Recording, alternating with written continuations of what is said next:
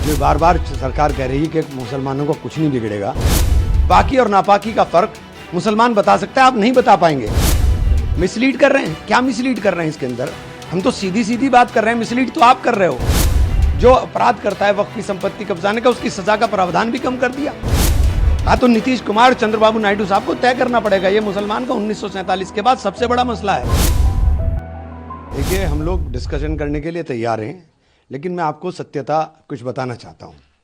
जो बार बार सरकार कह रही है कि मुसलमानों को कुछ नहीं बिगड़ेगा, वक्फ बाय यूज़र जो इन्होंने हटाने का काम किया है और कह रहे हैं कि हमने नहीं हटाया, उसके अंदर प्रावधान कर दिया कि कोई भी संपत्ति जो सरकारी हो, जिसके अंदर सरकारी हिस्सेदारी हो या विवादग्रस्त हो, उस संपत्ति को जब तक वक्फ नहीं माना जाएगा, वो एक डेजिग्नेटेड ऑफिसर को उसकी जांच दी जाएगी, और जब तक उसकी जांच नहीं होगी वो तब तक विवाद संपत्ति वक्फ की नहीं रहेगी। उत्तर प्रदेश सरकार ने, इससे बड़ा उदाहरण नहीं दे सकता, उत्तर प्रदेश सरकार ने 78% प्रॉपर्टी, 14,500 हेक्टेयर में से लगभग 11,500 हेक्टेयर लैंड सरकारी घोषित कर दी, जिसके अंदर खानकाएं, ईदगाहें, मस्जिदें और कदीमी मस्जिदें, 400-400, 500-500 साल पुरानी मस्जिदें भी शामिल हैं, उनको सरकारी संपत्ति घोषित कर दी। और अब ये अधिकार चला जाए इस कानून के बाद डेजिग्नेटेड ऑफिसर के पास। वो तय कब करेगा, उसकी कोई समय सीमा नहीं है कि वो कब तय करेंगे। तो ये जो विवाद की स्थिति पूरे देश में खड़ी होनी है, ये बहुत खतरनाक है, और ये पूरी तरीके से संविधान के धारा 14, धारा 16, धारा 25 के ऊपर ओवरलैपिंग है, और संविधान के साथ पूरी तरीके से मजाक करने का काम किया जाए। सब चीजें हमने गिनाई, बोल कर नहीं गिनाई, हमने लिख करके गिनाई है। हमने एक एक चीज के अंदर अपनी लिख करके गिनाई है। हमने कल भी अमेंडमेंट दिए हैं। हमने हर चीज को पूरी तरीके से लिख करके दिया है। किसी चीज को डिनाई नहीं कर सकते कि हमने नहीं दिया। और ये आप इन्होंने ड्राफ्ट किया, वक्फ मुसलमान का है और मुसलमान का एक धार्मिक कृत्य है। वक्फ को ये लोग समझते भी नहीं है। जो लोग बेसिक चीज बता रहा हूं, पाकी और नापाकी, पाकी और नापाकी का फर्क मुसलमान बता सकता है, आप नहीं बता पाएंगे। तो आप जब बेसिक चीज भी नहीं बता पाओगे, समझ पाओगे, तो आप वक्फ का ड्राफ्ट कैसे कर दिया आपने? मिसलीड कर रहे हैं। क्या मिसलीड कर रहे हैं इसके अंदर? हम तो सीधी सीधी बात कर रहे हैं, मिसलीड तो आप कर रहे हो। आप कह रहे हो कि आप अच्छा ही कर रहे हो। आपने लिमिटेशन एक्ट हटा दिया, आपने रास्ते खोल दिए कि जाकर के वक्फ की प्रॉपर्टियों पर कब्जा हो जाए, वक्फ की प्रॉपर्टियों के ऊपर उसी तरीके से आप एडवर्स पोजीशन के अंदर कोर्ट में चले जाएं। आप रास्ते खोल रहे हो। करोड़ों रुपए की संपत्ति का किराया 200 रुपए आ रहा है, उसे बढ़ाने की बात नहीं कर रहे हो। आपने जो अपराध करता है वक्फ की संपत्ति कब्जाने का, उसकी सजा का प्रावधान भी कम कर दिया। हाँ, तो नीतीश कुमार, चंद्रबाबू नायडू साहब को तय करना पड़ेगा, ये मुसलमान का 1947 के बाद सबसे बड़ा मसला है। इससे बड़ा कोई मसला नहीं है मुसलमान का।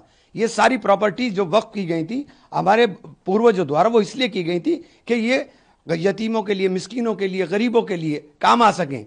ये गरीब, यतीम, मिस्कीन के काम नहीं, ये तो छीनने का काम हो रहा है, लूट मच गई है। हमें अफसोस है, ये ज़मीन सरकार की तो है नहीं। ये ज़मीन तो अपने बुज़ुर्गों ने अल्लाह के नाम पर वक्फ किया हुआ है, मस्जिद के लिए, दरगाहों के लिए, यतीम खानों के लिए। और ये ज़मीन बहुत अच्छी खासी, तकरीबन 9 लाख एकड़ ज़मीन है। और जो सरकार बैठी हुई है ना, वो सरकार मुसलमानों के हित में तो कोई काम करेगी नहीं, कभी सोच भी नहीं सकते आप। इन लोगों ने CA NRC लाया, मुसलमानों का सर्टिफिकेट चेक करेंगे, कहीं भी नाम में स्पेलिंग गलती हुई तो उसको मानेंगे नहीं, उनको जो है निकाल देंगे यहाँ से। ये इनकी प्लानिंग थी। उसके बाद इन लोगों ने जो है पर्सनल लॉ, जो हमारा शरीयत में, जो हमें कुरान शरीफ में बताया गया है, उस पर जायदाद का बंटवारा, इनसे चीज़ें उसके अंदर अमेंडमेंट करना चाहते हैं। इन्होंने हज की सब्सिडी बंद कर दिया। इन्होंने गाय बैल के नाम पर पूरे देश में, आप जाइए नॉर्थ ईस्ट में पूरी जगह कट रहा है। इसी देश में आप गाय की पूजा की जाती है, गाय को आप मानते हैं, भगवान मानते हैं, या उसकी बहुत रिस्पेक्ट है, तो फिर गाय इसी देश में क्यों? प्रधानमंत्री तो पूरे देश के हैं, कट रही वहाँ पर। लेकिन जहाँ मुसलमान ज़्यादा हैं वहाँ मुसलमानों को तकलीफ देने के लिए, अब आप देख रहे हैं हर मस्जिद के नीचे उनको मंदिर नज़र आ रहा है। हर सड़क पर नमाज़ नहीं पढ़ सकते, सड़क पर हर काम हो सकता है। मंदिर भर जाएगी तो बाहर लोग आते हैं, ये बड़े बड़े पुजारियों ने कहा है। लेकिन मस्जिद भर जाएगी तो बाहर आप नहीं आ सकते, आप अपनी छत पर भी नमाज नहीं पढ़ सकते। तो इस तरह की चीज़ें जो हो रही हैं ना, दरगाहें तोड़ देंगे। तो जो इस तरह की चीज़ें हो रही हैं ना, इस सरकार से यही उम्मीद है कि ये एक और नई चीज़ लाएंगे और मुसलमानों की प्रॉपर्टी पर कब्जा कर लेंगे। आपको पता है कि इन्होंने इस सरकार ने नई क्या चीज़ बनाई था, बताइए मुझे आप। हाँ, पुरानी चीज़ें, एयर इंडिया बेच दिया इन्होंने, एयरपोर्ट बेच दिया, सी पोर्ट बेच दिया, बड़ी बड़ी इंडस्ट्रीज़, फैक्ट्रीज बेच दिया। तो ये इनकी नीयत अब जो है वक्फ की ज़मीनों पर है। हमें डर है इस बात का कि ये ज़मीनें हमारी मस्जिदें बंद करा देंगे, हमारे दरगाहों को तोड़वा देंगे। इसलिए हम लोग इस बिल का पूरी तरह से अपोज़ कर रहे हैं। पास होना तो हो जाए, ठीक है, उनका मेजॉरिटी है, लेकिन हम खुले दिल से इसका अपोज़ ही करेंगे।